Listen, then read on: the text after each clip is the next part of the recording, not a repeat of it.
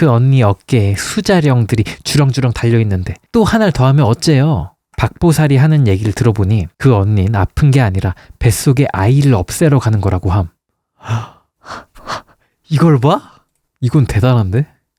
자, 이번에 읽어볼 이야기는 박보살 이야기. 전에 읽던 거 계속해서 읽어보도록 하겠습니다. 재밌겠죠? 재밌겠으면 좋아요 한 번씩 눌러주시기 바랍니다. 이미 누르셨으면 안 누르셔도 되고요. 자, 그러면 시작해보도록 하겠습니다. 꿈 이야기. 울 엄마는 선몽을 꾸심. 특히 좋지 않은 일이 있을 땐 돌아가신 친정 아버지가 꿈에 꼭 나오신다고 함. 그런 엄마를 닮아서인지 나도 선몽을 꿈. 예랑이, 예비신랑이죠. 예랑이는 외국에 있다가 작년에 한국으로 왔음. 근데 한국에 오자마자 얼굴을 보진 못했음. 예비 시아버님이 암투병 중이셔서 한국에 들어왔고 거의 매일 아버지와 병원에 있었음. 나는 그때 우리 큰언니가 너무너무 많이 아파서 매일 퇴근한 후에 언니가 있는 중환자실 아니면 준중환자실에 들러 언니를 면회했기 때문에 시간이 없었음.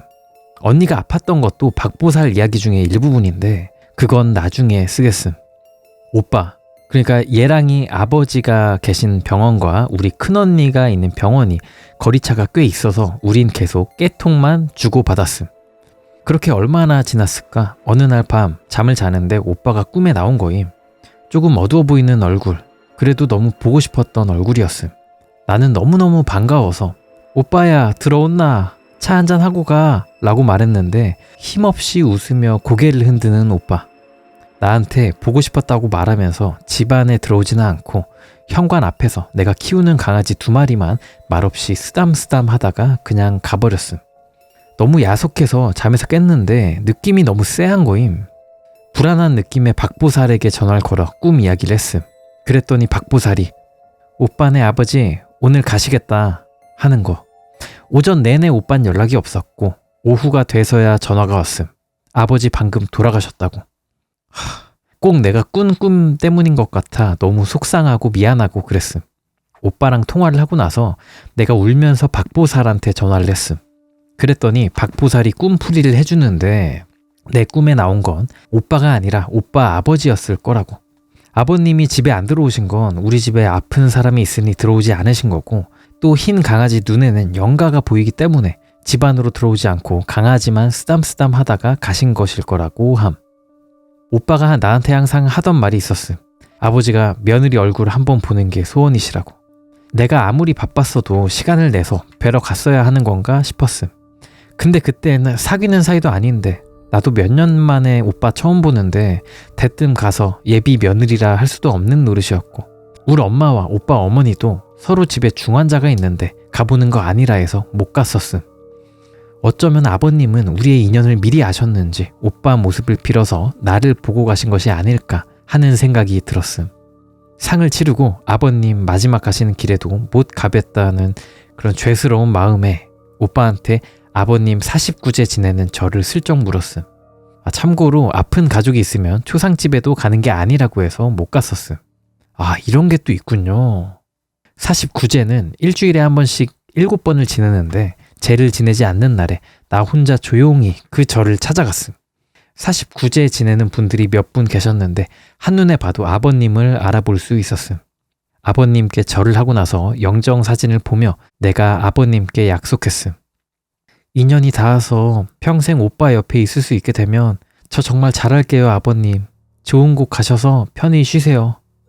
그리고 아버님 49제가 끝나는 날 밤에 잠을 자는데 이번엔 아버님이 본인 모습으로 내 꿈에 나오셨음. 오빠네 동네에 무슨 잔치를 하는 것 같았는데 할머님과 어머님은 아궁이에 커다란 솥을 걸쳐놓고 잔치 음식을 하고 계셨고 아버님께서는 모시오신 듯한 그런 흰색 옷을 입으시고 환한 얼굴로 오빠랑 나를 맞아주시는 거임. 상에 둘러앉아 어머님이 끓여주시는 팥죽을 아버님이랑 오빠랑 나랑 맛있게 먹었음. 우리 엄마는 꿈 얘기를 듣더니 며느리 사랑은 시아버지인데 많이 예뻐해주지 못하고 가신다고 꿈에 나오셨나 보다 하심. 근데 웃긴 게 그땐 오빠 한국 와서 얼굴도 한번 못 봤는데 주변에서 다들 인연이네 운명이네 함. 크크크. 내가 오빠를 마음속에 오래 담고 있었던 걸 엄마도 알고 계신 상황이긴 했지만 박보살은 이 꿈 이야기를 듣더니 참고로 이 꿈은 나쁜 꿈이 아닌 것 같아서 박보살에게 바로 말하지 않고 오빠를 만나고 난 뒤에 말한 거임. 시점 헷갈려 하실까봐. 아무튼 박보살은 이 꿈 이야기를 듣더니 봐라, 새끼발가락에 빨간 실, 어쩔 수 없이 운명이야 라고 함. 아버님이 며느리 점 찍고 가신 거라며. 그리고 꿈에 밝은 옷 입으시고 환한 얼굴인 걸로 봐서 좋은 곳에 가셨을 거라고. 아버님 49제 끝나고 곧 우리 언니도 퇴원하고 우린 제외해서 알콩달콩하게 되었다는 훈훈한 이야기. 얼마 전 아버님 첫 제사였는데 못 뺀다고 생각하니 더 보고 싶은. 다들 옆에 계실 때 잘합시다. 아버님, 저 약속했듯이 착한 마음씨로 살게요. 오빠랑 재미지게 살게요. 근데 아버님 그거 모르시죠? 아버님은 생전에 저 못 보셨어도 저는 아버님 봤어요. 오빠 졸업식 날 꽃다발 사들고 갔었는데 그때 저 아버님 봤어요. 용기가 없어서 꽃다발은 오빠랑 같은 수업 듣던 강의실 오빠가 앉던 자리에 놔두고 오긴 했지만요. 예쁘지도 않은 며느리 보러 꿈에라도 와주셔서 감사해요. 누가 뭐래도 제 눈엔 세상에서 제일 멋지고 자상하고 든든한 오빠 낳아주시고 길러주셔서 감사합니다. 너무 보고 싶어요 아버지. 사랑하고 존경합니다. 여기까지인데 그래도 아버님 돌아가시고 한번 그렇게 뵙고 가셔가지고 참 다행이고. 자, 다음 글입니다. 주말이라 낚시 데이트하고 있습니다. 말이 좋아 낚시 데이트지. 얘랑이는 낚시하고 저더러 작가님은 글 쓰시라며 텐트에 구겨 넣었음. 텐트 안에 엎드려서 넷북 만지작거리며 내 사랑 누텔라와 함께 지방 축적하고 있네요.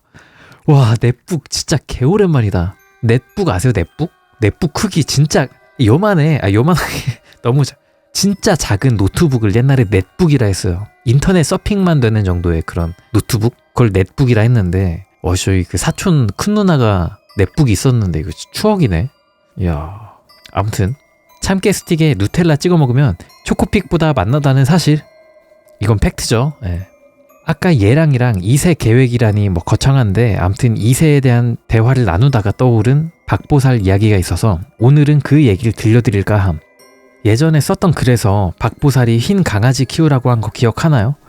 백구를 키웠던 그 집에서 있었던 일임. 근데 시점은 백구를 키우기 전임.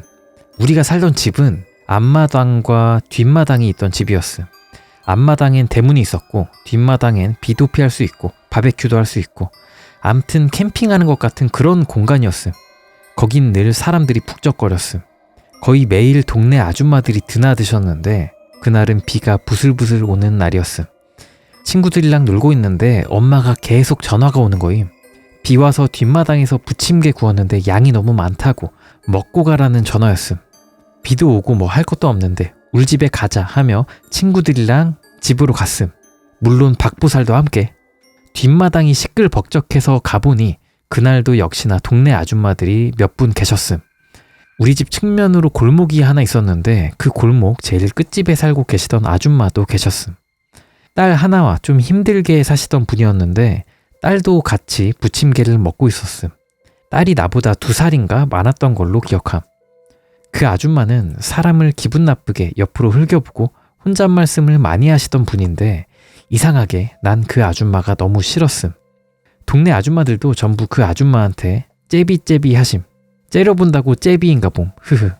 째비가 뭐야? 째비는 사투리인데 왼손잡이라는 뜻? 왼손잡이가 그 일반적인 경우가 아니니까 별종이다 할 때 째비라고 하는 건가? 간제비 뭐 이런 건가? 안경제비 이런 건가? 째린다 이런 건가? 아무튼 그 아줌마를 싫어하는 그런 분위기가 형성되어 있다. 뭐 그런 얘기죠. 그래도 인사 안 하면 엄마한테 버릇없다고 겁나 혼나기 때문에 안녕하세요 하고 부침개를 먹으려고 돗자리 위에 앉았음. 그랬더니 째비 아줌마가 또 날 쓱 흘겨보고는 딸을 데리고 일어나시며 우리 엄마에게 땡땡 엄마 나 가볼게. 내가 부탁한 것 좀 해줘 하시는 거임. 같이 있던 아줌마들이 째비가 무슨 부탁한 거냐며 꼬치꼬치 캐물었지만 입 무겁기로 소문난 우리 엄만 시크하게 부침개만 구우심. 아줌마들이랑 내 친구들이 다 돌아가고 나서 우리 엄마, 박보살, 나 이렇게 셋이서 자리를 치우고 있었음. 그런데 박보살이 갑자기 엄마한테 엄마, 아까 그 아줌마가 무슨 부탁한 거예요? 라고 묻는 거임. 시크한 우리 엄만 니들은 알 거 없어. 하실 줄 알았으나 응, 박보살아 돈 빌려달랜다 하셨음. 우리 엄마는 박보살 앞에만 서면 맹신맹신 열매를 먹게 되나 봄. 무조건 사실대로 고하심. 크크크. 저 같아도 박보살한테는 다 솔직하게 말할 듯. 그래서 박보살이 돈을 왜요? 라고 다시 물었음. 그랬더니 엄마가 째비 아줌마 딸이 몸이 안 좋대. 큰 병원에 가서 검사를 해야 된단다. 이러시는 거임. 그러자 박보살이 어이없다는 듯 피식 웃으며 엄마 절대 돈 빌려주지 마세요 하는 거임. 난 박보살 말에 맞장구를 치며 그래 엄마 돈 거래는 가족끼리도 하는 거 아니잖아. 괜히 빌려주고 좋은 소리 못 듣는다 라고 했으나 엄마는 본인도 자식을 키우는 엄마인데 마음이 쓰이셨나 봄. 그래도 다른 것도 아니고 아프다는데 라는 엄마의 말이 끝나기가 무섭게 박보살의 입에서 무서운 소리가 나옴. 돈 안 빌려주고 원망 듣는 게 낫지. 생명 죽이고 그 원한을 어떻게 다 들으시려고요? 엄마가 깜짝 놀라며 그게 무슨 말이냐고 물음. 그 언니 어깨에 수자령들이 주렁주렁 달려있는데 또 하나를 더하면 어째요? 박보살이 하는 얘기를 들어보니 그 언니는 아픈 게 아니라 뱃속에 아이를 없애러 가는 거라고 함. 난 진심 박보살이 너무 무서웠음. 이걸 봐? 이건 대단한데? 인연이 영가만 보는 게 아니라 뱃속 아기도 보인다는 건가? 그럼 암세포 같은 것도 막 보이나? 내 뱃속에 회충도 보일까? 막 요래요래 요상한 생각들이 들기 시작함. 내 머릿속 생각들이 막 4차원을 넘어 12차원을 향해 달려가려는데 엄마가 물었음. 근데 네 째비 아줌마 딸 임신한 것도 보이니? 어떻게 알았어? 그랬더니 박보살이 진짜 갑자기 그 빵 터지며 엄마 제가 무슨 초음파 기계예요? 그 언니 김치전 먹는데 헛구역질했잖아요. 배도 볼록하니 불렀던데요? 하는 거. 하여튼 이냐는 귀신 보는 눈도 타고났는데 눈썰미까지 겁나 좋군. 땀땀. 수자령은 태아령 또는 낙태령이라고도 하는데 세상에 태어나 빛을 보지 못하고 자위가 아닌 타위에 의해 죽임을 당한 영가라고. 다른 경우엔 출생에서도 어린 아기들이 죽으면 수자령이 된다고 함. 박보살이 엄마한테 말하길 그 언니는 이미 여러 번 낙태를 한 것으로 보이고 모르긴 몰라도 지금 그 언니 뱃속에 있는 아기는 많이 컸을 거라며 절대로 돈을 빌려주지 말라고 함. 박보살 말이 남의 생명 뺏는 일에 돈을 빌려주면 엄마까지 재수가 없을 거라고 모른 척하라고 말했음. 그래서 우리 엄만 다음날 그 아줌마한테 돈이 여유가 안 돼서 못 빌려줄 것 같다며 미안하다고 말하심. 그리고 남의 말은 길어봤자 며칠이라고 우린 째비 아줌마와 그 딸을 까맣게 잊고 지냈음. 또 워낙 엄마가 남의 말 하시는 걸 안 좋아하기도 했고 남의 아픔이 우리의 가십이 되면 안 된다는 생각에 그냥 잊었음. 아무튼 그렇게 몇 달이 흘러 나는 강아지에 미쳐 있었을 때였음. 박보살 이야기 109 에피소드를 읽은 분들은 아시겠지만 이거는 읽었던 거니까 안 읽도록 하겠습니다. 했던 건데 이분이 다시 요약을 해둔 거야. 이게 좀 기네. 오케이 여기까지네. 여러분들 이거 다 기억나시죠? 박보살이 그래서 흰 강아지를 키우라 했다는 그런 이야기. 2편에서 109 에피소드는 여기까지였지 않음? 그 뒷이야기가 있음. 109가 죽고 나서 박보살이랑 나랑 울 엄마랑 공통적으로 든 생각. 아니 도대체 왜 애기 영가가 아빠한테 들러붙어? 아빠가 나쁜 짓 일삼고 다니는 사람도 아니고 누구한테 원한 살 일도 없는데. 그날 저녁 아빠가 집에 오시고 나서 모든 궁금증이 해소됐음. 우리 엄마가 째비 아줌마에게 돈을 못 빌려주겠다고 말한 날 저녁에 아빠가 우리 집 앞에서 째비 아줌마를 만남. 아빠는 유년 시절 꽤 친하게 지내셨던 사촌 누이가 있으셨는데 지병으로 일찍 돌아가셨음. 근데 그 째비 아줌마가 아빠의 사촌 누이와 많이 닮았다고 함. 딸 하나 데리고 살아보겠다고 아등바등 하시는 게 안쓰러운 마음을 항상 갖고 계셨는데 째비 아줌마가 딸이 아프다며 돈을 빌려달라고 했다고 함. 우리 아빤 엄마한테 얘기하지 말아달라고 신신당부하는 째비 아줌마 부탁을 거절할 수가 없어서 돈을 빌려주고 엄마한테 얘기를 안 하셨음. 이래서였구나. 결국 우리 아빤 선한 마음으로 돈 빌려주시고 수자령 원한을 산 것 아님? 엄마랑 나랑 박보살이랑 그 집을 찾아갔음. 어떻게 된 건지 영문이나 알자 싶은 마음에. 갔더니 집에 딸은 없고 째비 아줌마만 있었음. 엄마가 다 알고 있다고 애기 어떻게 했냐고 하니까 낙태를 하기엔 아기가 많이 큰 상태여서 유도분만 낙태를 했다고 함. 유도분만 낙태라는 걸 난 그때 처음 알았음. 아이를 낳는 것과 똑같은 과정이라고 함. 대신 분만 전에 촉진제 같은 걸 주입해서 아기가 죽어서 나오는 거라고. 우리 엄마가 그 죄를 다 어떻게 할 거냐고 하니까 째비 아줌마가 눈물이 그렁그렁 맺힌 눈으로 그래서 우리 딸내미가 많이 아파. 그놈의 가시나가 매일 목이 잘리고 다리가 잘리고 온몸이 잘리는 꿈을 꿔. 알고 보니 째비 아줌마는 딸이 어렸을 때부터 남편 없이 아이를 혼자 키워왔고 그 언니는 일하는 바쁜 엄마 때문에 사람의 정, 특히 아빠의 부재로 인한 애정결핍이 심했던 거임. 청소년기 때부터 밖으로 돌며 임신, 낙태를 반복했고 마지막에 우리 아빠한테 돈을 빌려 낙태를 했을 때는 군대에 간 남친의 아이였는데 아이를 가졌다고 하니 낳자고 해놓고 남친이 부대에 복귀해서 연락을 끊었다고 함. 그 언닌 뱃속 아기와 남친의 연락을 기다렸지만 점점 배가 불러왔고 결국 이를 눈치챈 째비 아줌마가 낙태를 하기로 결정을 내렸다는 거임. 아무튼 우리 아빠의 사소한 실수로 별이 된 아기 영가를 위해 우리 엄마는 박보살 이모님께 천도를 부탁드렸음. 이모님께서 아기 영가 옷이랑 같이 태우신 기도문이 아직도 생각이 나네요. 억겁의 시간을 기다려 잉태되는 너를 숨막혀 죽게 하고 갈기갈기 찢어버리고 사지를 절단하는 고통을 준 네 어미를 용서하거라.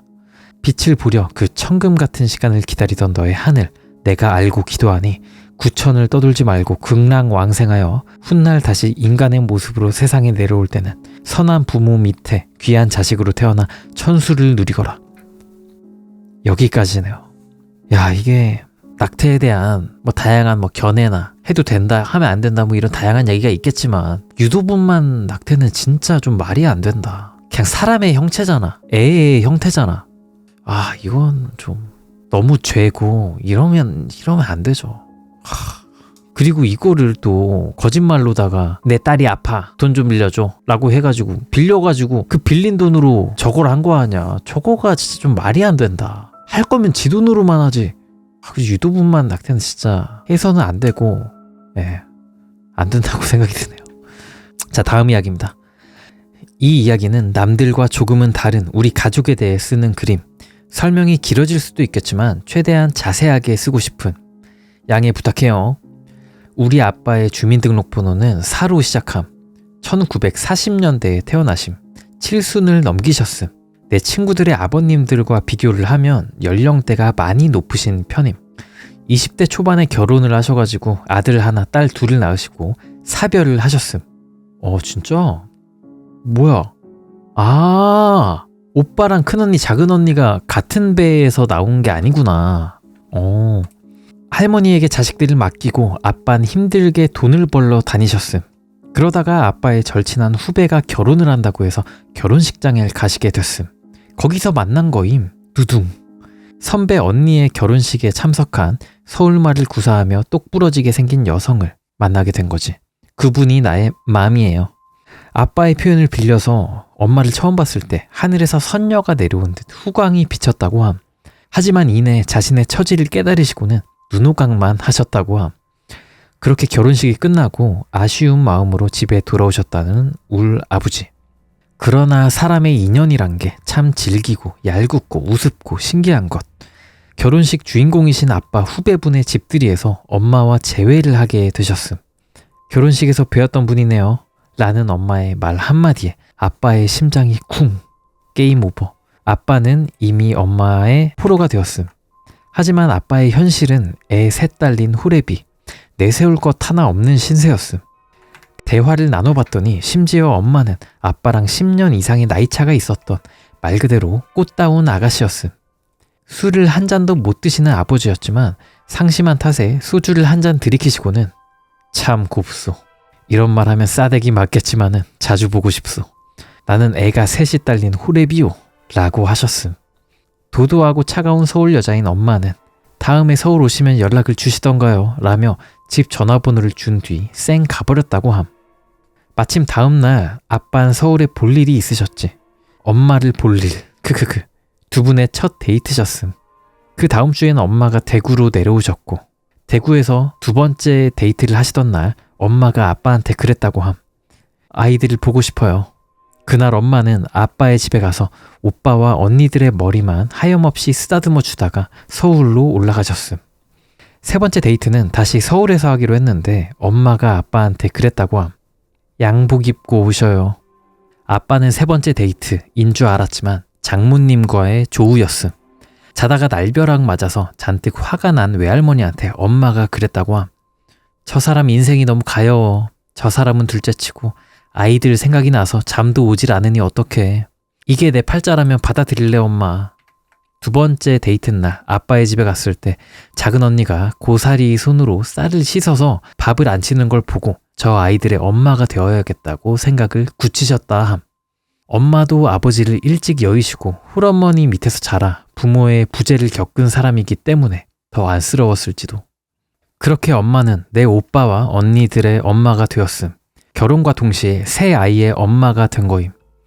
예전 글에서는 늦둥이 막내딸이라 언급을 했지만 사실은 나는 아빠의 늦둥이 막내딸이고 동시에 엄마의 외동딸임. 엄마가 낳은 자식은 나 한 명이므로. 그치만 오빠랑 언니들은 차별 없이 키워 시집 장가 보내준 진짜 엄마라고 생각함. 예전 글에서인가 큰언니가 아파서 내가 매일 중환자실에 면회 갔었다는 글 있지 않음? 이제부터 그 일과 관련된 이야기를 할 거임. 아빠의 말에 의하면 큰언니가 어렸을 적에 마당에서 놀고 있는데 어떤 노승이 시주를 받으러 집에 왔다고 함. 그 노승이 물끄러미 큰언니를 바라보다가 시주하는 아빠한테 대뜸 이 아이는 절에다 갖다 놓으시지요 라고 하셨다 함. 아빠는 스님한테 부모가 있는데 왜 절에 갖다 놓으란 말씀을 하시냐고 물었더니 이 아이 때문에 처사님이 돌아가실 때 눈을 못 감고 돌아가십니다 하더라는 거임. 그래도 사지 멀쩡한 부모가 있는데 어떻게 그러냐며 한 귀로 듣고 한 귀로 흘리셨다고 함. 그리고 얼마 있지 않아 사별을 하시게 됨. 큰언니는 어렸을 때부터 사고가 끊이질 않았음. 자전거에 사촌 동생을 태워가다가 내리막길에서 사촌 동생이 자전거 뒷바퀴에 발을 집어넣는 바람에 그대로 굴러서 턱 다 깨부수고 강에 얼음 얼었다고 썰매 타러 갔다가 강물에 빠져 죽을 뻔하고 결혼해서 신혼 초에 형부랑 오토바이 타고 놀러 갔다가 가만히 서 있는 트럭에 형부가 오토바이를 추돌하는 바람에 언니는 부웅 날아서 주차된 차 본네트에 떨어지고 결국 중환자실에 3개월 입원, 뇌 쪽에 손상을 입어서 수술을 여러 번 했고 성형수술도 여러 번 함.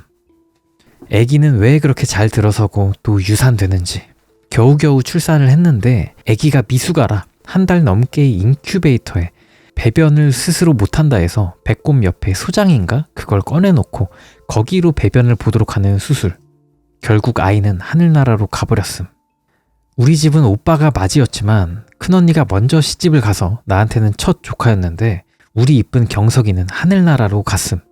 서울대학병원에서 태어나 한 달 넘게 서울에서 있었으니 이제 서울 오지 말자고 서울경, 돌처럼 단단하라고 돌석, 경석이었음. 형부 성이 서가인지라 이름이 서경석이었음.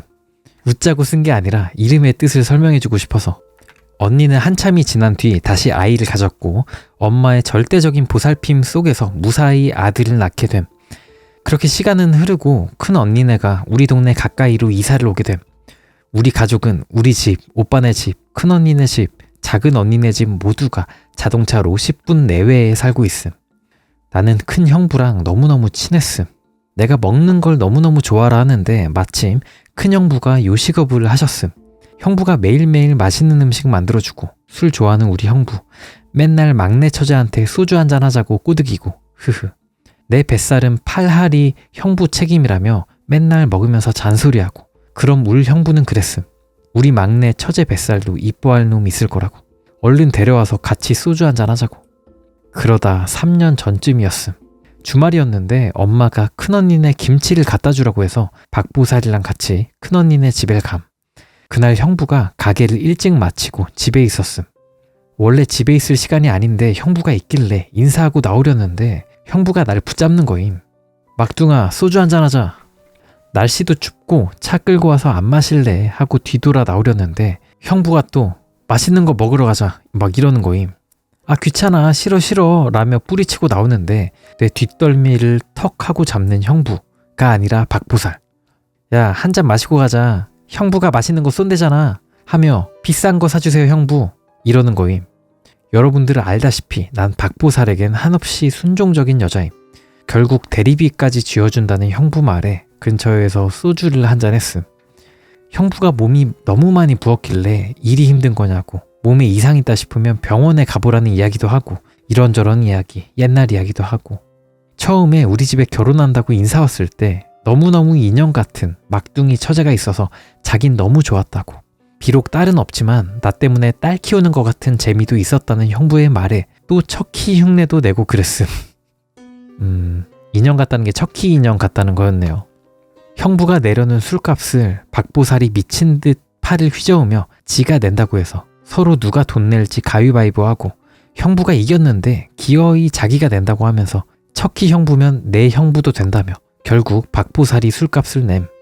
대리비도 형부가 준다는데 또 안 받는다고 둘이 실갱이를 하고, 형부가 창문 사이로 돈 집어던진 거 박보살이 다시 주워서 집어던지고, 차 주인은 안 돼, 유유, 자기들끼리 난리. 결국 내 돈으로 대리비 내고 집에 왔음. 박보살도 울 집에서 자고 간다고 해서 대충 씻고 자려고 침대에 누웠는데 박보살이 나한테 대뜸 이제 큰언니 집 가지마 하는 거임. 그래서 내가 왜? 라고 했더니 형부도 술 조금이라도 줄여야 되는데 니만 보면 맛있는 거 먹자 해가지고 닌 살찌고 형부는 술 마시잖아. 당분간 가지마. 이렇게 말을 했음. 안 그래도 살이 너무 쪄가지고 이젠 야식 끊고 운동해야 된다며 같이 빌리부트 캠프? 그거 해보자고 이야기를 하다 잠에 들었음. 빌리부트 캠프가 뭐야? 빌리부트 캠프.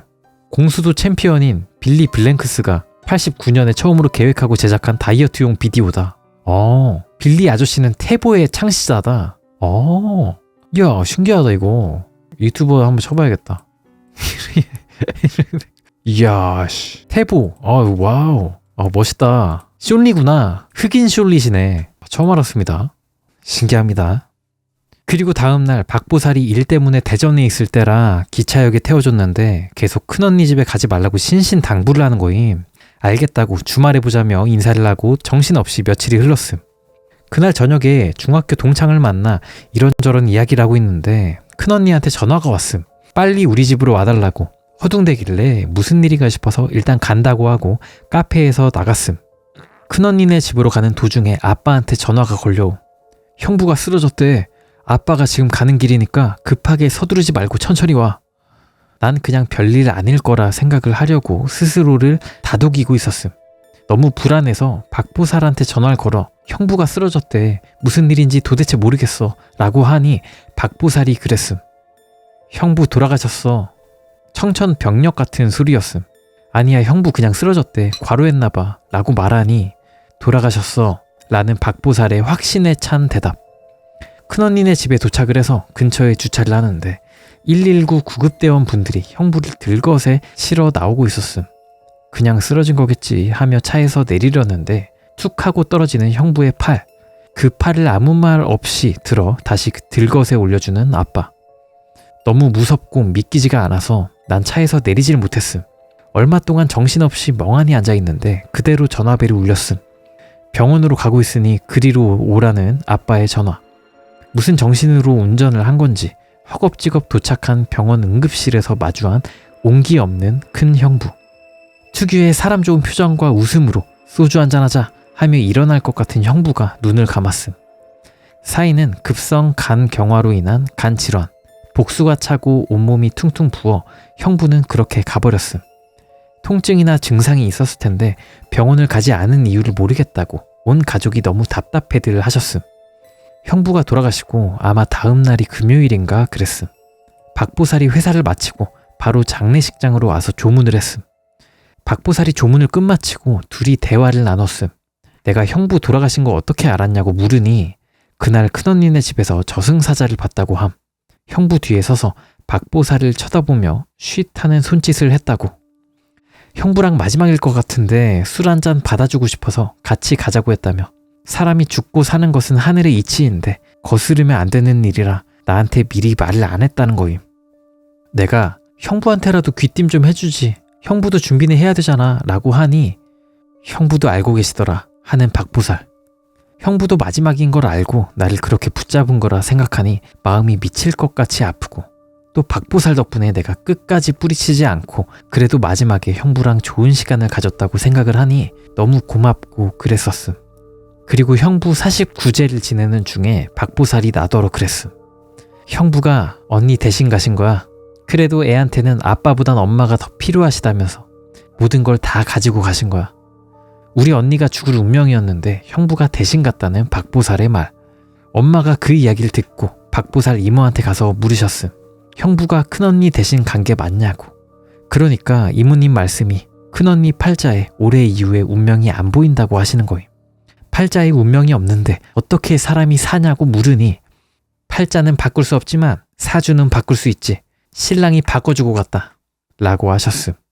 언니는 팔자에도 없는 생을 사는 것이니 연어가 강물을 거슬러 올라가는 것처럼 앞으로도 많은 고난이 있을 거라는 말씀과 함께.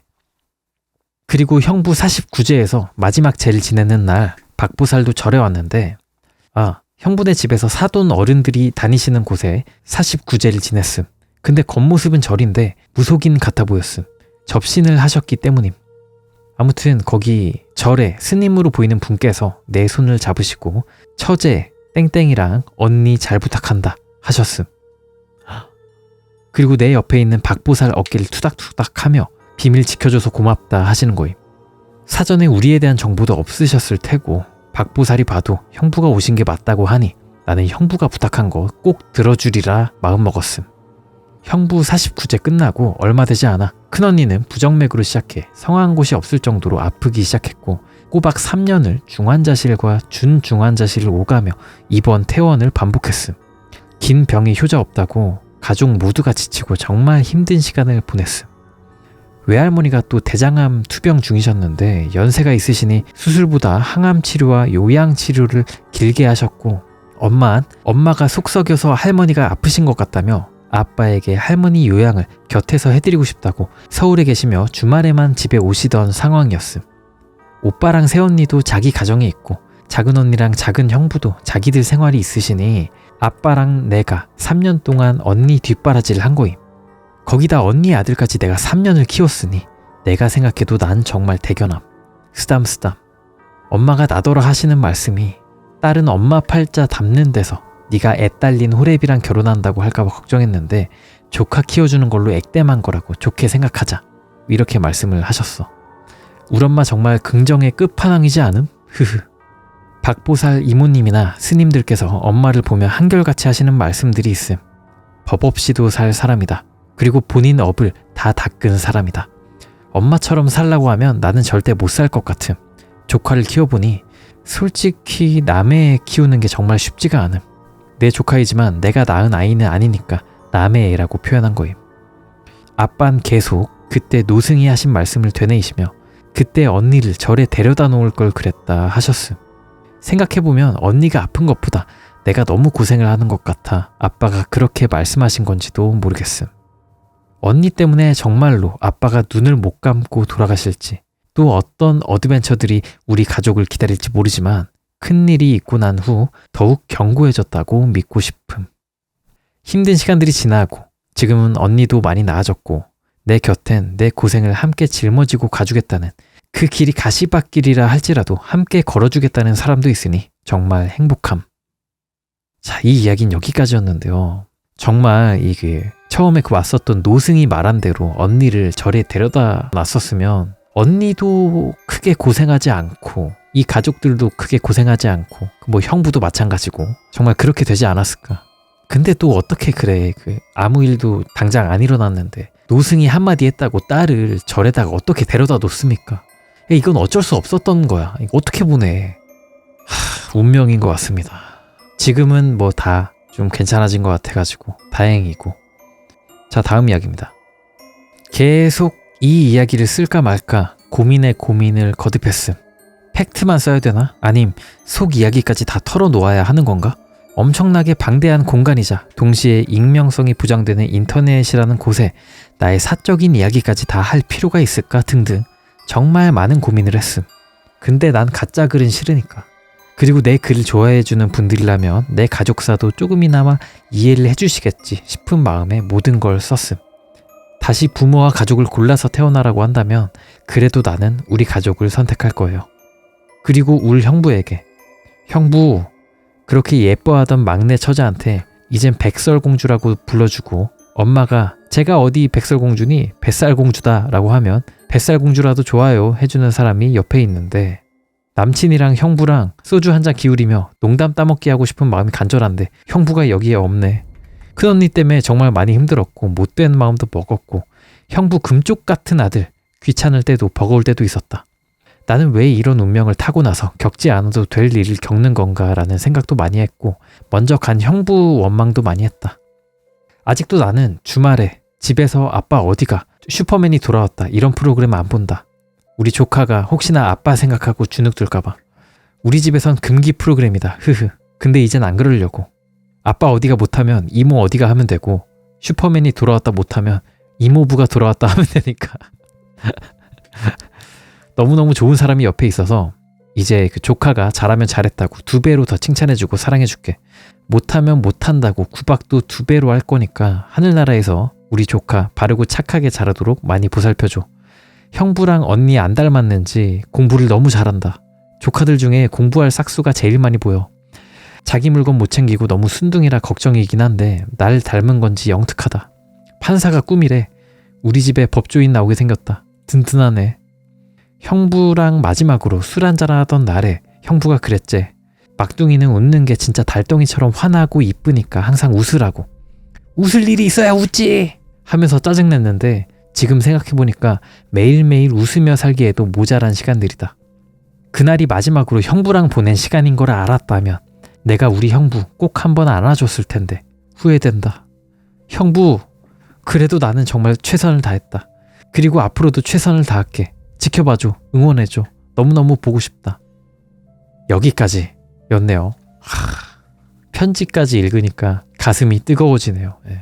야, 이게 물론 친족의 자식이지만 내 자식이 아닌 자식 키우는 게 정말 쉽지가 않아요. 그거를 좀 그런 일에 대해서 도움을 주시거나 그런 분들이 계시다면 정말 리스펙 보내드리고 정말 대단하신 거고 좋은 일 하셨으니까 좋은 일도 오실 겁니다.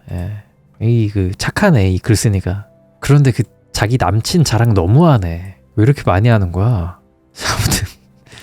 아무튼 좀 감동적인 이야기였고요. 재밌게 보시고 계시다면 그리고 잘 때 채널 많이 애용하시고 계시다면 영상에 좋아요 한 번씩만 눌러주시면 감사하겠습니다. 구독 안 하신 분들 혹시나 계시다면 구독 한 번씩 눌러주시기 바랍니다. 자, 그럼 계속 읽어보도록 할게요. 29살이 보름도 안 남았네요. 급 우울 크크크. 20대 박보살 시리즈 몇 번 더 쓸 수 있을까 하는 생각하다 이렇게 글을 씁니다. 방금 네이트 들어와서 댓글 훑어보는데 개뻥이라고 어쩌고 하는 댓글을 봤는데 너무 귀엽더라고요. 자기가 이해력 딸리는 걸 나보고 난리야. 독서 좀 더 하고 와요. 안습 크크. 그리고 그렇게 개뻥 같고 소설 같으면 안 읽으면 됨 흐흐. 괜히 님의 소중한 시간을 이런 글 따위에 할애하기 마시길. 야, 구구절절 맞는 말인데? 그런데 또 저렇게 댓글 다는 사람들이 더 챙겨 읽어요. 알고 보니 애독자. 나는 조회수 올라가고 좋다. 결론은 메롱. 이 글쓴이 분이 악플을 많이 받으셨나 보네. 오늘은 저렇게 키보드로 혹은 글로 혹은 새치어로 남에게 상처를 입히는 사람들에 대해 이야기를 해볼까 함. 박보살은 입버릇처럼 이런 말을 함. 말이나 글에는 보이지 않는 강력한 힘이 있다. 현생에서 남의 험담을 많이 하거나 욕설을 입에 자주 담는 사람은 다음 생에서 추남, 추녀로 태어난다고. 지금 예쁘고 멋진 외모를 가진 사람들은 전생에 입으로 업을 잘 닦은 사람들이라고. 근데 이거는 좀 이런 얘기 너무 하지 않아요? 아니, 사람이 좀 지금 살아가는 시대에 잘 어울리는 미남일 수도 있는 거고 못생겼을 수도 있는 건데 이 얘기는 못생긴 사람들 전생에 매국노짓 했다 이 얘기잖아. 저는 이런 건 좀 아니라고 봐요. 이거 좀 너무하지 않나? 이건 좀 아니라고 봅니다. 아닌가? 이번 생 채팅창에 이번 생 다음 생 다 망했네? 아하. 아직 이번 생은 끝나지 않았으니까요. 다들 훈훈한 말만 하고 삽시다. 리세마라 하는 게 빠를 수도 있어. 계속 읽어보겠습니다. 그 얘기를 듣고 나는 박보살에게 이렇게 말함. 원래 이쁘고 잘생긴 사람들은 착하고 고운 심성을 가질 수밖에 없어. 사람들이 모두 다 친절하게 대하잖아. 그러니 열폭할 일도 별로 없음. 그러자 박보살이 하는 말. 그러니까 글쓰나 니는 이 현실을 잘 이겨내서 지금 예쁘고 좋은 말만 써야 된다. 현생은 포기하더라도 다음 생을 위해서. 점점점. 인연이 내가 니 때문에 욕을 못 끊는다. 암튼 내가 박보살의 말을 다시 한번 생각해보게 된 계기가 있는데 우리 동네에 선배가 하는 중국집이 있음. 말이 좋아 선배지 학교는 한 10년 선배일 거고 우리 오빠의 몇 년 후배고 암튼 그런 분이 하시는 중국집임. 그 선배는 위로 형이 한 분, 누나가 한 분 있고 3남매 중에 막내인데 누나는 3번의 이혼과 4번의 결혼을 했고 형은 술에 찌들어 살며 도박에 빠져서 암튼 사람 구실을 못함. 이 누나분 되게 능력 있으시네. 어떻게 이렇게 결혼을 많이 하냐. 거기 짬뽕이 얼큰하고 맛있어서 한때 박보살이랑 자주 가던 곳이었음. 장사도 겁나 잘됨. 선배의 아버지가 배달을 하셨는데 늘 궁시렁궁시렁 이런 야팔 더럽게도 처먹었네. 에라이 퇴 미친들이 그릇을 왜 늦게 내놔. 막 이런 식으로 막 욕을 자주 하셨음. 그 중에 선배의 아버지가 제일 많이 하시던 욕은 신발 나가 되져라 였어. 이건 뭐 손님이 좀 까다롭게 굴거나 아님 본인 자식들한테도 습관적으로 저런 말을 하심. 아무리 화가 나도 그렇지 손님 있는데 저렇게 욕을 하면 짜증나지 않음? 그래도 난 거기 자주 감. 짬뽕이 맛있음. 짬뽕의 노예임. 크크크. 근데 어느 날 짬뽕을 먹다가 그 아저씨를 유심히 보던 박보살이 나한테 예언 비슷한 걸 했었음. 저 아저씨 남들한테 자꾸 나가 되져라 하는데 자기가 나가서 돌아갈 팔자야. 응? 난 그때도 주의 깊게 듣기보다는 돈 내고 밥 먹으러 와서 우리한테 하는 말은 아니지만 어쨌든 욕설을 들으니 박보살도 기분이 나빠 저러는가 보다 여겼음. 그 일이 있기 전까진 말이야. 엄청 무더웠던 날이었음. 교회에 다니는 친구가 예배 갔다가 점심이나 먹자며 만났으니 일요일이었던 걸로 기억함. 날씨도 더운데 시원한 콩국수나 한 그릇 먹자며 내 차로 교회에 있는 식당에 가는 길이었음. 박보살이 운전석 뒷자리에 타고 있었음. 박보살은 여름에는 조수석에 안 타려고 함. 에어컨 안 쬐도 소름 돋는 경우가 많아서 에어컨 바람이 싫다고 늘 뒷자리에 탐. 콩국수집이 교회 쪽이라 한적한 길을 따라 달리고 있었는데 갑자기 박보살이 하는 거임. 조수석에 탄 친구랑 나랑 동시에 왜? 라고 했음. 우린 박보살이 하면 왜? 하며 깜놀하는 경향이 있음. 아무것도 아냐 잘못 봤나봐 라는 박보살의 말에 다시 운전에 집중하려는데 차 좀 돌려봐 라는 박보살의 목소리. 차를 돌려서 박보살이 세우라는 곳까지 서행을 했음. 길 옆쪽에 정차를 했더니 박보살이 내림. 내리지 말고 차에 있어 라며 도로 옆으로 난 시골길로 조금 걸어가는 박보살. 얼마쯤 걸으며 풀이 많이 자란 또랑 쪽을 계속 살피다가 박보살이 우두커니 멈춰 섰음. 멈춰선 자리에서 기웃기웃거리다가 어딘가에 전화를 걸기 시작함. 통화를 끝내고는 다시 내 차 근처로 와서 우리가 자주 가던 중국집의 이름을 말하며 빨리 전화해서 사장님 오라 그래 라는 건 아니겠음? 아니 무슨 영문을 알아야 전화를 할 거 아니냐고 했더니 욕쟁이 할아버지 저기 쓰러져 계신다. 119에 신고했으니까 중국집에 전화해서 알려줘 라고 말하는 박보살. 나는 급히 그 선배에게 전화를 해서 자초지종과 위치를 설명하고 지금 119를 기다리는 중이니 이쪽으로 빨리 오시라고 했음. 근데 통화를 마치고 가만히 생각을 해보니 갑자기 온몸의 털이 다 곤두서는 게 아니겠음? 할아버지는 분명히 도로 옆 시골길에 있는 또랑에 빠져서 우리가 지나가는 길에서는 안 보이셨는데 박보살이 뭘 보고 차를 돌리라고 한 걸까? 할아버지는 쓰러지신 게 아니라 돌아가셨구나. 박보살이 그걸 봤구나. 이 생각을 하니 살이 벌벌 떨렸음. 같이 있던 친구도 눈치를 채고 할아버지 돌아가신 게지 네 사람 보고 차 돌린 거 아니지? 라며 박보살에게 물었음. 그래 돌아가셨다. 아까 차 타고 지나갈 때 도로가에서 서성이시는 걸 봤는데 아무래도 이상해서 차 돌리라고 한 거야 라는 박보살. 잠시 뒤에 선배랑 119랑 비슷하게 도착을 했고 할아버지는 병원으로 옮겨지셨음. 그날 저녁에 친오빠한테 전화가 와서 그 친구 아버지 돌아가신 곳 니네가 발견했다며? 그 어른 심장마비로 가셨댄다. 내일 문산 가야겠다 하는 거임. 옆에 있던 박보살이 내가 전화를 끊고 나서 한숨을 쉬며 이런 말을 중얼거렸다는 점점점. 에휴 그 할배 맨날 첫날 남들한테 나가 되지락 하더니 본인이 나가서 돌아가실 거라고 내가 그랬지? 외롭게 돌아갈 팔자라고. 내가 궁금해서 박보살에게 물었음. 그렇게 돌아가실 것이 보였냐고. 그럼 나는 어떻게 죽겠냐고. 그랬더니 박보살이 그랬음. 생각하는 대로 안 살면은 사는 대로 생각하게 된다 라는 말 있지. 말도 똑같아. 생각 없이 입 밖에 내면 그게 꼬리표처럼 자기 인생에 들러붙어. 맨날 첫날 남들한테 나가 되져라고 한 그 말이 할아버지한테 꼬리표가 된 거지. 나는 그 할아버지한테서 객사 귀신을 본 것도 아니고 저승사자를 본 것도 아니야. 자기 언행대로 돌아갈 팔자가 보이더라. 그리고 이년아, 니는 맨날 배불러 죽겠다 그 말 자꾸 하니까 배 터져 죽을 거야. 참나, 내가 어이가 없어서.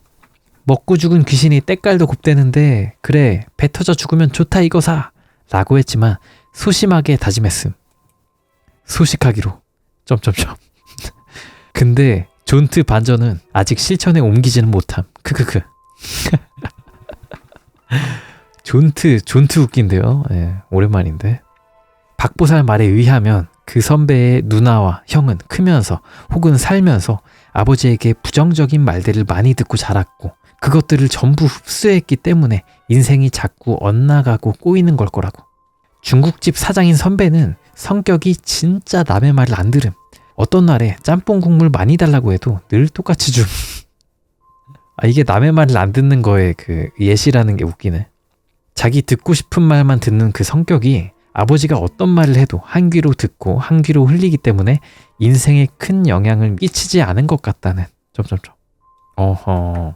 이 성격 때문에 이 아버지의 말을 안 들은 걸 수도 있고 아버지가 자꾸 이래버리니까 저런 성격이 된 걸 수도 있고 좀 일리가 있는 듯. 아무튼 우리도 살면서 듣기 싫은 말들은 너무 연연하지 말고 그냥 적당히 흘리고 적당히 주워 담으며 뭐 그런 지혜가 필요하겠다는. 그리고 대부분의 토커님들은 예쁜 진심, 감동적인 댓글을 많이들 달아주시지만 간혹가다 악의적인 댓글 다는 분들이 보이는데 그때마다 난 주문을 외움. 반사. 여기까지네요. 예. 반사. 무지개 반사. 이게 말을 이쁘게 해야 돼. 저도 좀 되돌아보게 되네요. 내가 평소에 하는 좀 부정적인 말이 있을까? 여러분들이 평소에 하시는 좀 부정적인 말 같은 게 있을까요? 회사 다닐 때 불 지르고 싶다고 많이 했다. 아이고 어떡해. 말버릇 중 뭐뭐 해서 죽을 것 같다. 그런 얘기 많이 한다. 근데 그거는 진심이니까 괜찮지 않나? 죽을 것 같다는 진심이니까 괜찮을 것 같기도 하고. 부모가 부정적인데 그걸 흡수한다니 억울하네요. 환경이 정말 큰 것 같아요. 이게 어쩔 수가 없는 것 같아요. 부모님을 닮을 수밖에 없는 것 같아요. 왜냐면 보고 자란 게 그거니까. 반면교사가 되기도 하지만 어느 정도 좀 닮을 수밖에 없는 것 같긴 하다. 왜냐면 DNA가 있으니까. 나는 회사 부시고 싶다는 얘기 많이 했어요. 와, 회사원들은 회사 욕 진짜 많이 하는데 억함? 회사 다니면 다음 생에 못생겨지는 건데 이러면? 난 그냥 뒤지라 함. 그냥 뒤지시겠네요. 그냥 뒤지는 거? 호상일지도 별일 없이 그냥 뒤지는 거면. 자, 아무튼 이쁜 말 하고 안 좋은 말 하지 않고 남 험담 하지 맙시다 여러분들. 자, 다음 이야기입니다. 안녕하세요. 다들 크리스마스는 잘 보내셨나요? 새해엔 늘 새로운 다짐을 하곤 하잖아요. 저도 그렇답니다. 다이어트는 대부분의 여자라면 신년 계획에 항상 포함되어 있죠. 저는 구정 쉬고 결혼 날짜를 잡을 거라서 아마 가을쯤 식을 올릴 것 같아요. 네네, 이번만큼은 말로만이 아니라 기필코 다이어트를 해야 한다는 겁니다. 엉엉. 그리시리 슬픔 유유. 그리시리는 저희 강아지들 이름이거든요. 방그리 방시리 흐흐. 제가 맨날 개슬픔 하면 예랑이가 그리시리 슬픔이라고 한답니다. 아주 그 죽이 척척 맞네요. 예. 이번 다이어트는 성공할 수밖에 없는 게 예랑이가 금연을 하기로 약속을. 내가 있는 인간이라면 같이 노력한다는 예랑이를 놔두고 치킨, 피자, 파스타를 품으면 안 되는 거 맞죠? 그래서 지금 예랑인 담배를 열심히, 저는 지방 축적을 열심히 하고 있다는 이 불편한 진실. 뭐야? 2014 대망의 마지막 날, 난 개 폭식할 거임. 크크크. 폭식하니 파바박 생각나는 친한 회사 언니가 있어서 오늘은 그 에피소드를 투척하겠습니다. 폭식에 관한 이야기는 아니고 그 언니랑 저랑 대박 잘 먹어요. 맛있는 거 먹으면 이거 우리 그 땡땡 언니랑 먹어야 되는데 막 요래요래 생각날 정도로 친한 언니임. 흐흐. 언니도 주말에 신랑이랑 애들이랑 맛있는 거 먹을 때면 내 생각이 난다고 함. 이 글에서는 언니를 써니 언니라 부르겠음. 글쓴이는 잘 먹음. 진짜 잘 먹음. 예전에 친구 결혼식에서 내가 좀 많이 유쾌하게 굴었더니 신랑 측 지인이 나를 콕 집어 소개해달라고 해서 억지 소개팅을 했음. 첫 만남에 예약한 식당으로 가자는데 거기가 40분이 넘게 걸리는 곳인 거임. 나는 배고픔을 못 참음. 손이 달달 떨리고 굉장히 예민해짐. 아, 죄송한데 제가 굉장히 배가 고프거든요. 그냥 저기 가면 안 될까요? 하며 내 손가락이 가리킨 곳은 근처에 있던 삼계탕집. 난 어차피 그 사람이랑 잘해볼 생각도 없었고 얘랑이를 마음에 두고 있었기 때문이기도 했지만 누굴 만나고 싶은 마음도 그닥 없었음. 아무튼 그 사람이랑 잘해볼 생각도 없었고 소개해준 친구 커플도 편하게 만나보고 아니다 싶음 그냥 친한 오빠 동생 사이로 지내라고 했기에 별 부담이 없었음. 그래서 막 먹었음. 내 생애 첫 소개팅에서 삼계탕 국물까지 원샷 때림. 아, 참고로 밥은 내가 샀음. 왜? 내가 더 맛있게 먹었으니까. 소개팅남이 커피를 산다고 해서 근처 카페에서 이런저런 얘기를 하다 보니 이 사람이 결혼식장에서 내가 잘 웃고 잘 먹는 모습에 호감이 갔다고 함.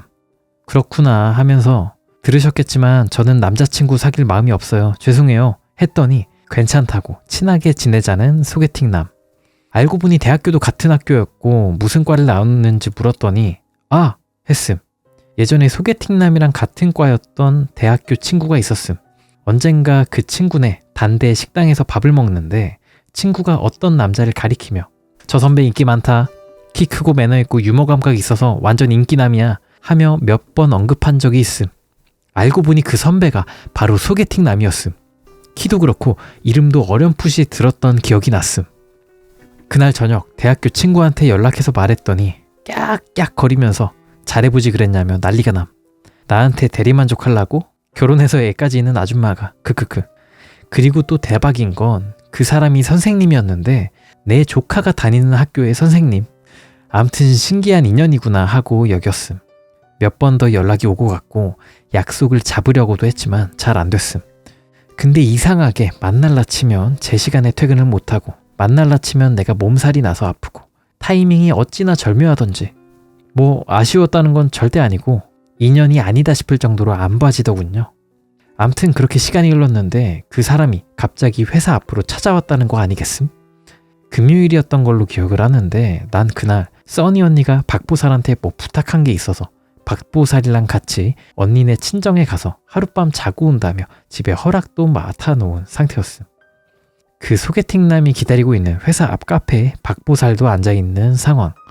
나는 친구나 예랑이가 급 데이트하자며 오는 건 진짜 좋음.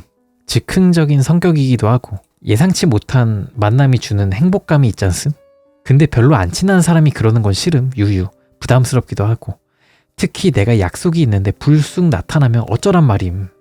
카페에 가서 써니 언니는 박보살이 앉아있는 자리로 가서 인사를 했고 나는 소개팅남에게 오늘 선약이 있어서 그냥 돌아가셔야 할 것 같다며 인사를 하고 보냈음. 이쯤 되면 눈치채셨지 않음? 소개팅남도 피해갈 수 없었지. 박보살 매의 눈. 언니네 친정으로 가는 차 안에서 그 남자가 소개팅남이라는 소리를 듣고는 만나지 마라 하는 박보살. 어차피 만날 생각 없었다. 근데 왜? 라고 물으니 여자바 안 입고 일상이다 라는 거임.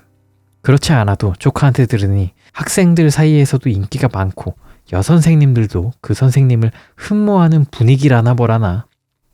난 원래 내 거 아닌 거엔 별 관심 없음 하며 쿨하게 운전을 했음. 그리고 도착한 써니 언니네 친정.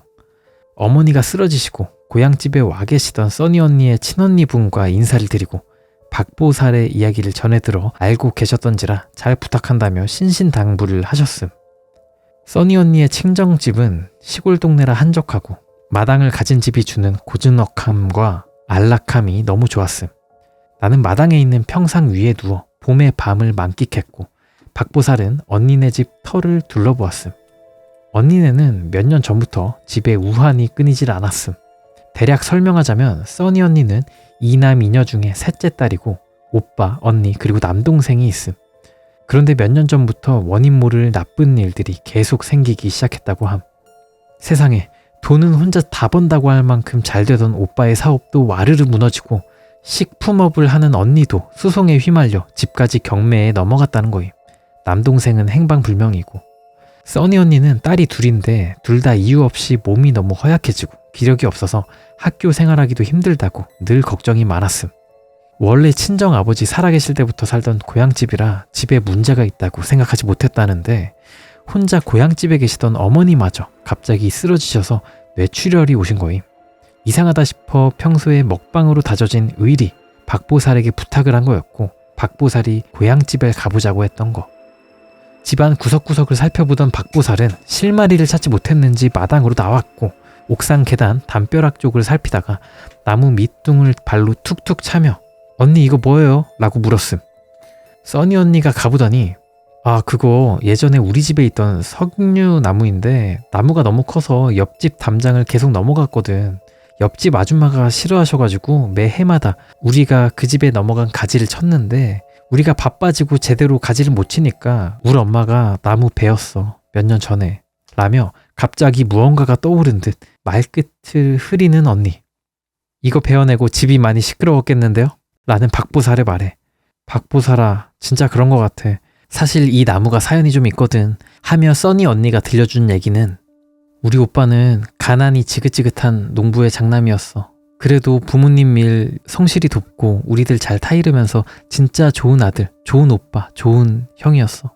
큰오빠는 군대에 갔다 와서도 부모님 농사 같이 지으면서 열심히 살았는데 어느 날 읍내에 신발을 사러 갔거든. 거기서 우리 새언니를 만났어. 신발 가게에 일하던 새언니를 보고 반해서 연애하자고 꼬셨단다. 알고 보니까 새언니는 어릴 적부터 고아원에서 자라가지고 부모 형제도 없었대. 그래서 우리 오빠가 그냥 데리고 집에 왔지. 이제부터 우리 식구가 네 식구다 하면서. 나는 너무 좋았어. 우리 새언니 천사같이 너무 착하고 내 사춘기 시절 고민거리 상담해주고 친언니보다 더 살가웠거든. 새언니는 고향집에서 살림하고 소일거리 도와주고 오빠도 더 열심히 일해서 형편도 많이 나아졌어. 그래서 전부 우리 집에 장손 기다리는 때였는데 어느 날 새언니가 아무래도 아기 가진 것 같다고 해서 읍내에 산부인과를 갔어. 근데 그 산부인과에서 큰 병원에 가보라 하대. 그래서 대학병원에 갔더니 암이라더라. 자궁암. 딱 8개월 만에 하늘나라로 갔다. 우리 새언니.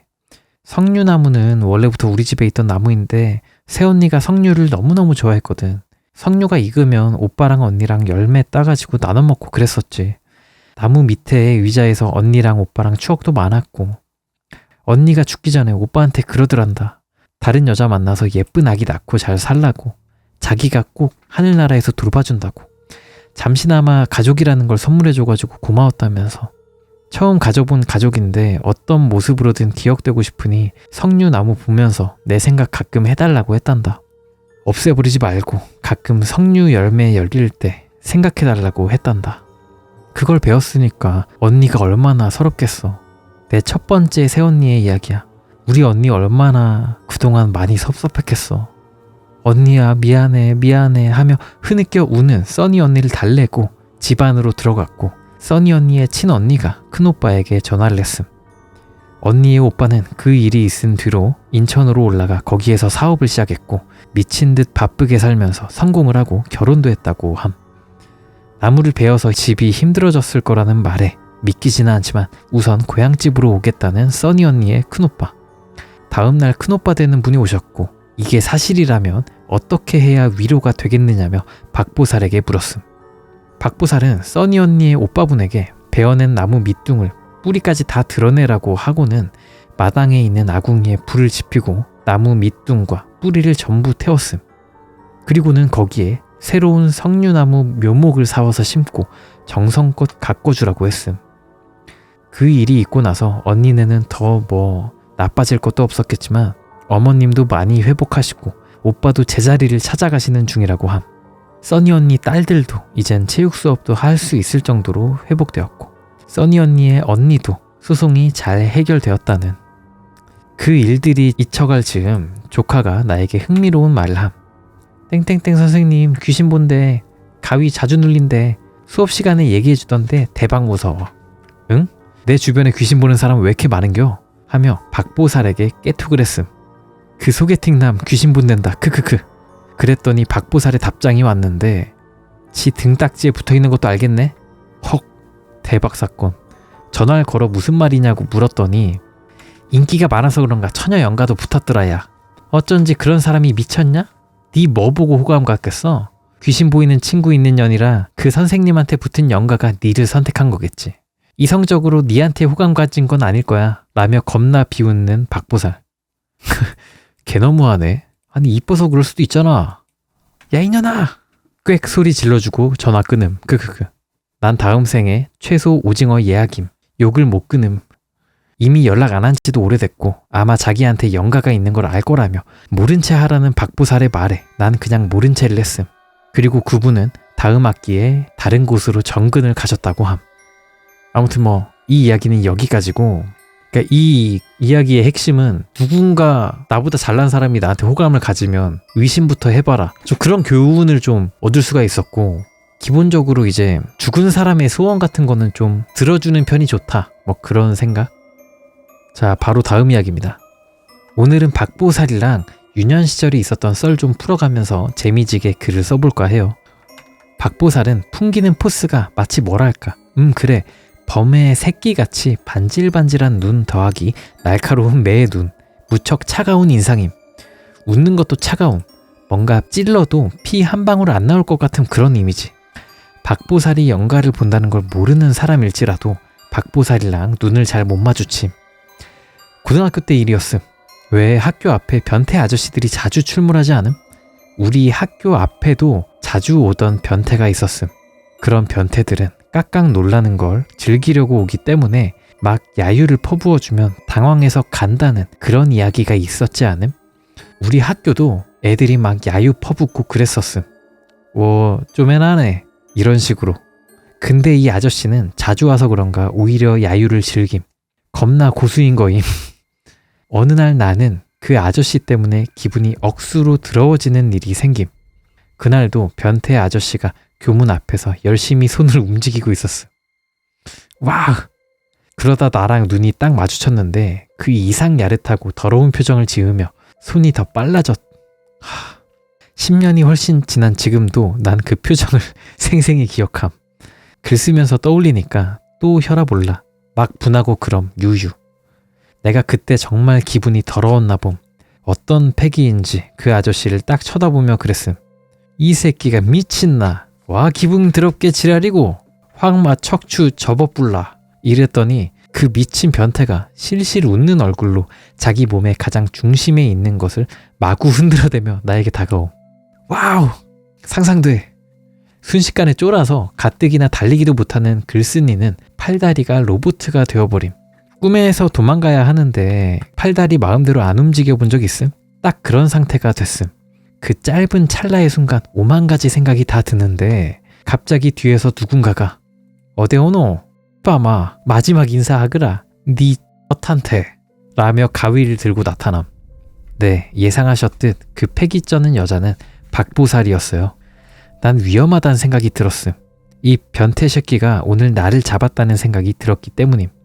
눈빛에서 진짜 오늘은 음란막이 포텐 터졌구나 하는 걸 느꼈기에 박보살 손을 잡고 도망가야겠다 생각을 했는데 갑자기 박보살의 얼굴을 초점 없이 바라보던 변태의 눈에 이성의 빛이 찾아들기 시작함. 그리고 그 변태는 뒷걸음질을 쳤음. 박보살은 쫓아감. 박보살의 얼굴에 내가 오늘 저것을 반드시 자르리라 라는 그런 강력한 의지가 보였음. 나는 박보살이 저렇게 좀 가다 말겠지 했는데 계속 쫓아가는 거임. 아무래도 위험할 것 같아서 박보살을 따라갔음. 그 변태는 생전 처음 보는 미친 또라이 같은 여고생한테 식겁을 했나 봄. 절정에 다다랐을 때 웬 무섭게 생긴 여고생 하나가 가위를 들고 자른다고 쫓아오니까 말임. 회귀 본능인지 귀소 본능인지 이 멍청한 변태는 자기 집으로 도망을 감. 학교에서 얼마 떨어지지 않은 주택가에 살았는데 자기 집을 스스로 알려준 거임. 대문을 쾅 닫고 들어가는 변태. 그리고 박보살은 초인종을 누름. 당연히 기척이 없음. 보통의 사람이라면 여기서 끝내지 않음? 박보살은 다음날 학교를 마치고 또 찾아감. 물론 나랑 다른 친구들도 같이. 초인종을 눌렀더니 평범한 아저씨가 대문을 염. 전날 그 변태였음. 그 변태는 박보살의 얼굴을 보더니 사시나무 떨듯이 떨었음. 죄송합니다. 잘못했습니다. 를 연발하는 아저씨한테 박보살이 그랬음. 진짜 어제 끝장날락했어요, 아저씨. 밥값 하며 좀 사세요. 그리고 다시 우리 학교 앞에 보이면 그땐 정말 자릅니다. 그 변태를 혼쭐 내주고 집으로 돌아가는 길에 박보살에게 물었음. 근데 네 어제 그 가위는 도대체 어디서 났는데? 그러자 박보살이 말했음. 애들이 변태 얘기하길래 내 한 번만 만나라 싶어가지고 벼르고 있었어. 가방에 항상 챙겨뒀었지. 준비성 겁나 철저해. 이 섬세한 여자. 크크크.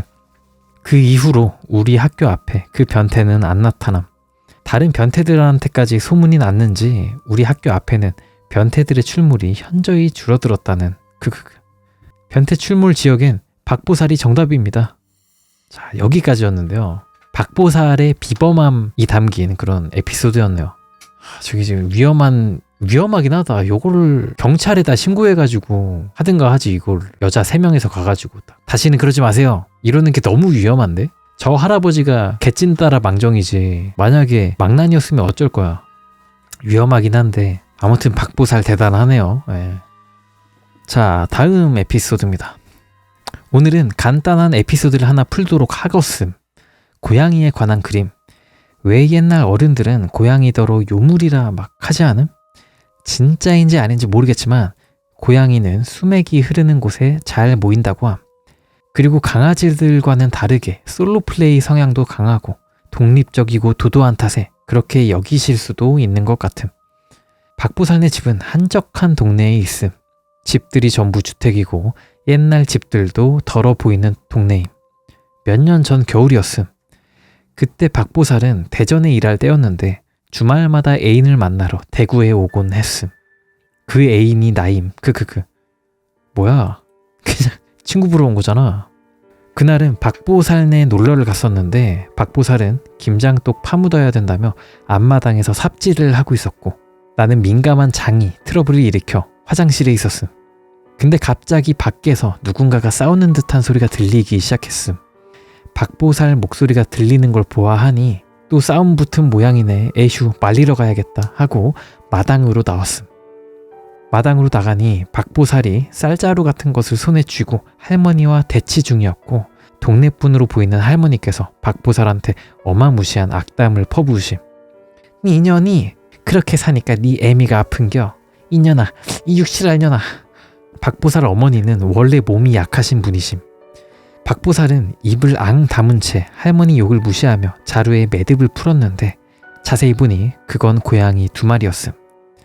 박보살이 입 다물고 있는 건 진짜 화가 났다는 뜻인데 이러다 할머니랑 싸움 붙겠다 싶어서 우선 나는 할머니 좀 진정하세요 라며 천사의 탈을 쓰고 이야기를 했음.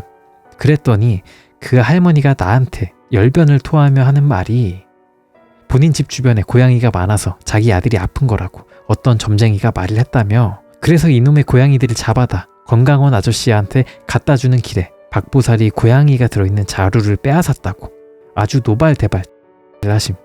어른께는 죄송한 말씀이지만 와, 건강원에서 고양이도 구워요? 진짜야? 고양이를 구워? 건강원 고양이. 와우 쉣! 진짜야. 건강원에 납품되는 길 고양이들.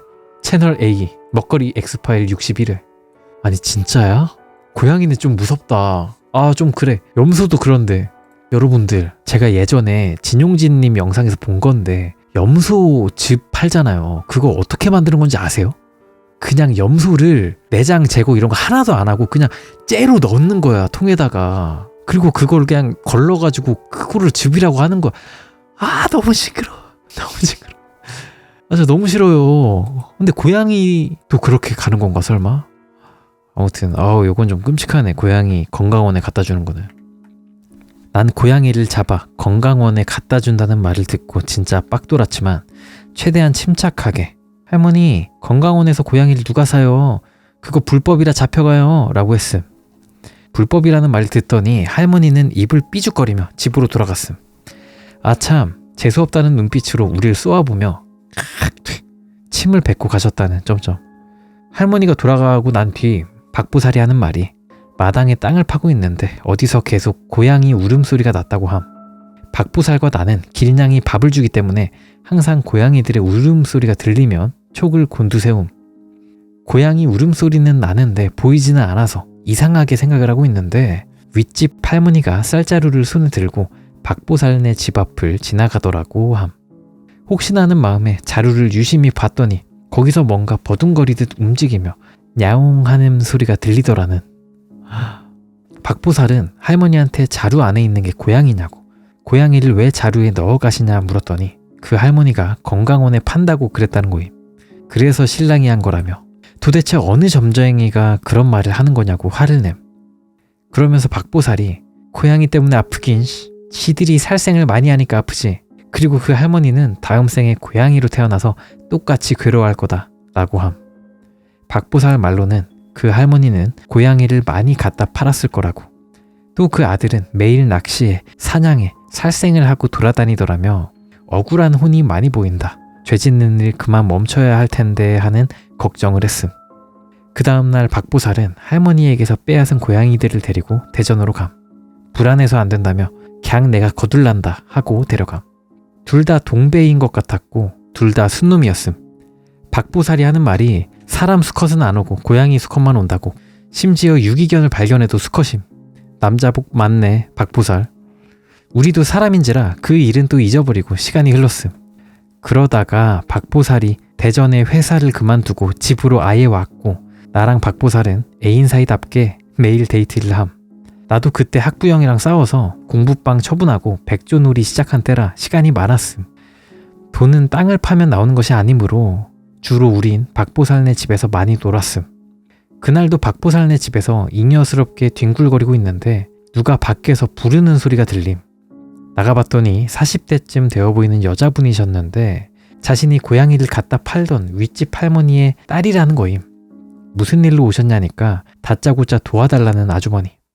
집으로 들어오시라고 해서 자초지종을 들어봤더니 한 달 전 할머니가 또 고양이를 잡다가 고양이가 할머니를 핥히고는 도망을 갔고 할머니는 순간적으로 중심을 잃고 돌계단에서 굴러서 다리가 부러지셨다고 함. 나는 순간 그래서 부러진 다리를 붙여달라는 건가 싶었음. 박보살이 무슨 제비다리 고쳐주는 흥부도 아니고 말임. 그런데 그 분이 하시는 말씀이 동네에서 이런 거 잘 보고 도와주는 걸로 알고 있었다며 한 번만 봐달라고 사정을 했고 박보살의 전업은 네티즌, 부업은 오지라퍼이므로 그 할머니 댁으로 향했음. 나도 당연히 따라감. 그 집에 도착을 하니 할머니는 방에 누워 계셨는데 나랑 박보살은 이상한 낌새를 챘음. 할머니가 누워있는 게 사람이 누워있는 모습이 아니라 동물이 웅크리고 있는 듯한 그런 자세로 웅크리고 있었음. 아니 다리도 부러져서 불편하신 분이 왜 저렇게 계시지? 하며 위아한 생각이 들었음. 그때 할머니 딸이 할머니한테 엄마 일어나봐 라며 부축을 하려 하니 갑자기 할머니가 야옹 하며 고양이 소리를 내는 게 아니겠음? 헐, 난 저 할머니 노망 났구나 싶었음. 근데 박보살이 유심히 할머니의 행동을 지켜보더니 이건 못 도와드립니다. 그냥 두시면 조만간 결론이 날 거예요. 하고는 돌아 나왔음. 뒤따라 나오는 할머니의 딸에게 박보살은 오빠분인지 동생분인지 모르겠는데 할머니 아드님 말이에요. 살생 좀 그만하라고 하세요. 그러니까 몸이 아픈 거예요. 라는 충고를 해줌. 나는 그 할머니의 행동이 너무 궁금해서 도대체 무슨 일이냐고 물었는데 박보살이 하는 말이 할머니가 갖다 판 고양이 중에 아마도 뱃속에 아기 고양이를 가진 어미가 있었을 거라고. 방에 들어가서 할머니를 보는데 할머니가 임신한 암컷 고양이로 보이더라고 함. 근데 이 고양이가 한이 대단하게 서려 있어서 도와주고 말고의 문제가 아니라며 그냥 두면 결론이 날 거다 라고 했음. 정확히 보름 후 그 할머니는 돌아가셨음. 마지막까지 자식들 얼굴도 알아보지 못하고 자식들에게 이런 방구 한마디에 유언도 남기지 못하신 채 고양이 울음소리만 내다가 돌아가셨다고 함. 박보살네 동네에서는 그 할망구 고양이 잡아서 갖다 팔더니만 고양이처럼 웅크리고 죽었다더라 흉흉한 이야기들이 돌았다는. 그 할머니가 돌아가셨다는 소리를 듣고 내가 박보살한테 왜 도와주지 않았냐고 물었는데 박보살이 이런 말을 했음. 도와줄 수 있을 만큼 가망이 있는 상태도 아니었고 혹시라도 도와주면 고양이 혼이 나한테 올라고 덤비더라. 고양이는 요물이 아니고 영물이야. 혼이 그렇게까지 할 때는 다 이유가 있어서 그렇게 하는 거야. 그 일이 있은 뒤로 박보살 아버지 말에 의하면 그 할머니의 아들은 낚시를 해도 물고기들을 방생해주고 사냥도 하지 않는다고 함. 지금 나보다 약한 존재라며 학대를 하거나 그들의 생명을 짓밟는 자들, 꼭 다음 생에 그 모습으로 태어나서 똑같이 고통받기를. 오늘의 이야기는 여기까지. 어허, 여기까지가 이 이야기였는데, 전에 그 군대, 야수교 군대 할머니 썰 읽었을 때도 그 할머니가, 고양이를 학대하던 할머니가 고양이처럼 변하는 그런 이야기가 또 있었죠. 그런 이야기가 괴담이 꽤 많고, 주로 할머니들이 많이 괴롭혀. 고양이를 괴롭히는 주체가 보통 할머니로 한정되는 듯? 왜일까요? 모르겠네. 살생을 하면 안 된다라. 아무래도 살생을 하면 그 동물이라든가 죽는 모습이 내 눈앞에 보이잖아. 만약에 그게 목적 있는 죽임이다. 만약에 뭐 축산업을 한다. 이러면 뭐 이유가 있으니까 그러려니 하지만 큰 이유 없이 막 점쟁이가 그랬다는 이유로 막 동물을 죽이고 하고 하면 안 되겠죠. 아무튼 생명을 소중히 합시다. 그런 얘기였고요. 여기까지가 박보살 이야기였는데, 혹시 괴담 재밌게 보고 계시다면 좋아요 한 번씩 눌러주시면 제가 영상 만드는데 큰 도움이 되거든요. 네, 부탁드립니다. 좋아요 한 번씩 부탁드리도록 하겠습니다.